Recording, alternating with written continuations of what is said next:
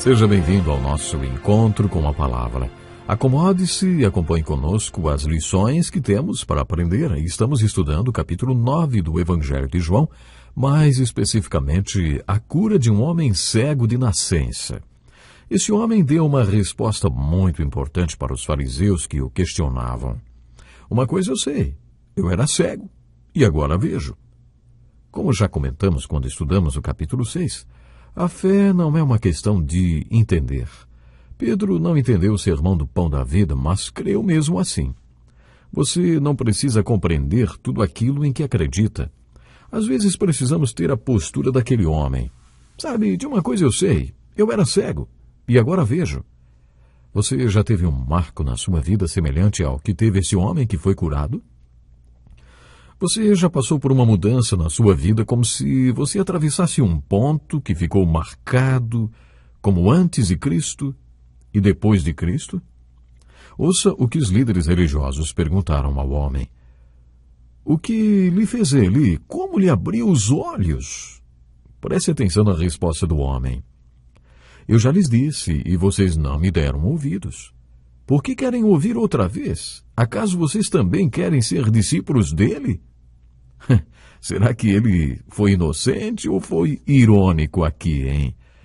Eu acho muito interessante isso. Acompanhe comigo o relato da Bíblia. Diz assim. Então, o insultaram e disseram, discípulo dele é você. Nós somos discípulos de Moisés. Sabemos que Deus falou a Moisés, mas quanto a esse, nem sabemos de onde ele vem. O homem respondeu, ora, isso é extraordinário. Vocês não sabem de onde ele vem, contudo, ele me abriu os olhos. Sabemos que Deus não ouve pecadores, mas ouve o homem que o teme e pratica sua vontade. Ninguém jamais ouviu que os olhos de um cego de nascença tivessem sido abertos.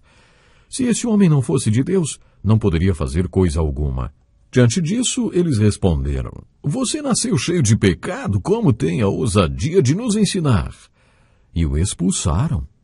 Isso está nos versículos 28 a 34 do capítulo 9 de João. Isso quer dizer que o excomungaram da sinagoga. Eles achavam que ele tinha nascido imerso em pecado e por isso era cego de nascença. No capítulo 8, lemos que os fariseus disseram a Jesus, não somos filhos ilegítimos. Talvez por causa do nascimento virginal, eles estivessem insinuando que Jesus era um filho ilegítimo. Eles viam Jesus como um filho ilegítimo. E, nesse caso, acusavam aquele homem, o ex-cego, de ter nascido imerso em pecado e, por isso, ser cego de nascença. Nos versículos 35 a 38, observamos outro detalhe muito interessante e muito bonito. Jesus ouviu que o haviam expulsado e, ao encontrá-lo, disse, você crê no Filho do Homem? Perguntou o homem. Quem é ele, Senhor, para que eu nele creia? Disse Jesus, você já o tem visto, é aquele que está falando com você. Então o homem disse, Senhor, eu creio. E o adorou. Quem é Jesus no capítulo 9 de João? Você deve estar lembrado que vimos no capítulo 4 que para a mulher samaritana, a luz começou a brilhar aos poucos. Primeiro ela percebeu que Jesus era um judeu. Depois ela percebeu que ele era maior do que Jacó e que era um profeta. No final, a revelação se completou e ela viu que Jesus era o Cristo, o Salvador do mundo. O mesmo aconteceu no capítulo 9. Observe como as coisas foram clareando para aquele homem e aos poucos ele entendeu quem Jesus era.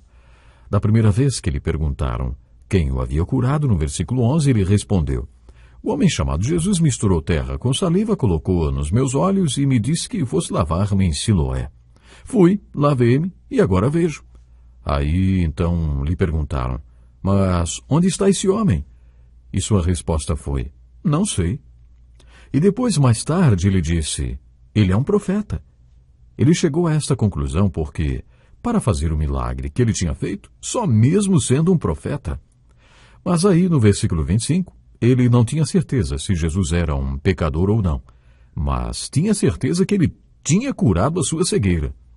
No versículo 27, quando os líderes religiosos o interrogaram, foi ele quem perguntou, acaso vocês também querem ser discípulos dele? Talvez ele já tivesse percebido que era isto que ele deveria ser, um discípulo de Jesus, por causa da cura. Então ele creu. Como vimos no capítulo anterior, crer é o primeiro passo. Crer sempre leva à segunda fase, tornar-se um discípulo. Ele sabia que deveria ser um discípulo de Jesus e aí, no versículo 31, descobriu: sabemos que Deus não ouve pecadores, mas ouve o homem que o teme e pratica sua vontade. Ninguém jamais ouviu que os olhos de um cego de nascença tivessem sido abertos. Se esse homem não fosse de Deus, não poderia fazer coisa alguma. Nem parece mais aquele homem que estava assim, sem certeza alguma, falando, mas é exatamente ele. Já parece uma pequena pregação, não é verdade? Ninguém jamais ouviu que os olhos de um cego de nascença tivessem sido abertos. Se esse homem não fosse de Deus, não poderia fazer coisa alguma. Ele percebeu que Jesus só podia ser um homem de Deus, que fazia a vontade de Deus. Ele percebeu que Jesus vinha de Deus. Jesus já tinha feito essas declarações, mas esta revelação foi se esclarecendo aos poucos para esse homem, e ele foi compreendendo. No versículo 35, Jesus enfocou um pouco melhor para ele. Você crê no Filho do Homem? O ex-cego nem sabia quem seria o Filho do Homem, e por isso perguntou: quem é ele, Senhor, para que eu nele creia? Quando ele falou Senhor, de acordo com o grego original, ele estava usando uma palavra respeitosa, mas ainda não era uma palavra de adoração. Alguns teólogos acham que dependemos da compreensão do contexto para determinar se a palavra Senhor era apenas um termo respeitoso ou não. O contexto sugere que, na segunda vez que o homem usou a palavra Senhor, ele estava se referindo ao Senhor Deus. Ele perguntou: quem é ele, Senhor, para que eu nele creia? E Jesus respondeu: você já o tem visto, é aquele que está falando com você. Jesus respondeu a mesma coisa para a mulher samaritana: eu sou o Messias, eu que estou falando com você. Jesus falou explicitamente e deixou bem claro quem ele era. A mesma coisa aconteceu com o homem curado da cegueira. A diferença é que dessa vez Jesus usou o termo Filho do Homem. Você crê no Filho do Homem? Você já o tem visto? É aquele que está falando com você? Aí então o homem usou a mesma palavra, mas desta vez todas as traduções concordaram e traduziram o termo por Senhor. Senhor, eu creio. E o adorou. Aos poucos foi revelado ao homem quem Jesus era. Primeiro ele chamou Jesus de profeta. Provavelmente não era um pecador. Ele devia ser alguém a quem deveríamos seguir e de quem deveríamos nos tornar discípulos. Um homem de Deus que fazia a vontade de Deus, e depois ele se referiu a Jesus como o Filho do Homem. A revelação finalmente culminou com essas palavras: Senhor, eu creio. E o adorou. Esse é Jesus no capítulo 9 de João. Mas o que é fé?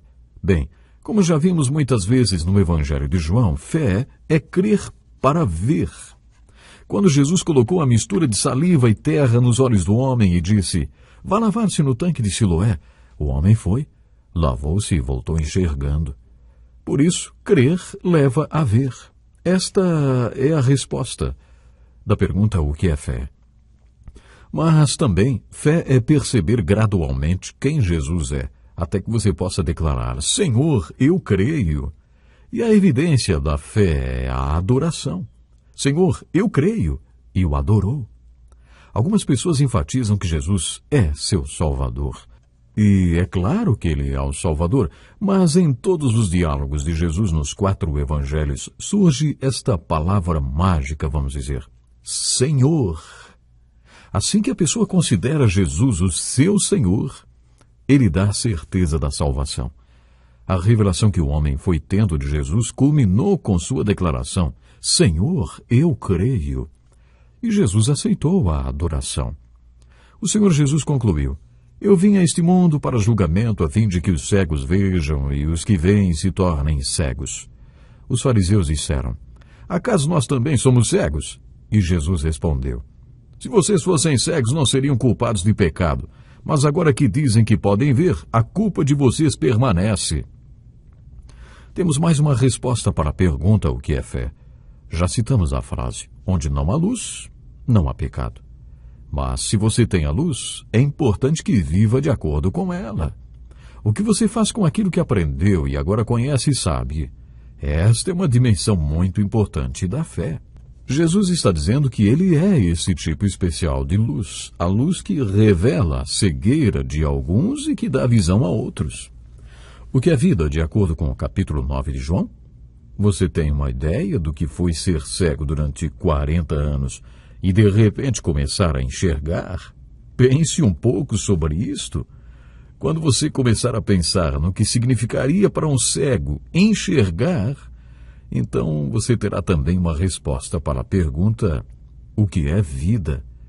Vida é poder enxergar depois de 40 anos de cegueira. E é isso que o Senhor Jesus faz. Ele está sempre pronto para fazer algo poderoso, sabe? Sempre pronto para mostrar o seu poder de resgate, o seu poder de transformar as trevas em verdadeira luz.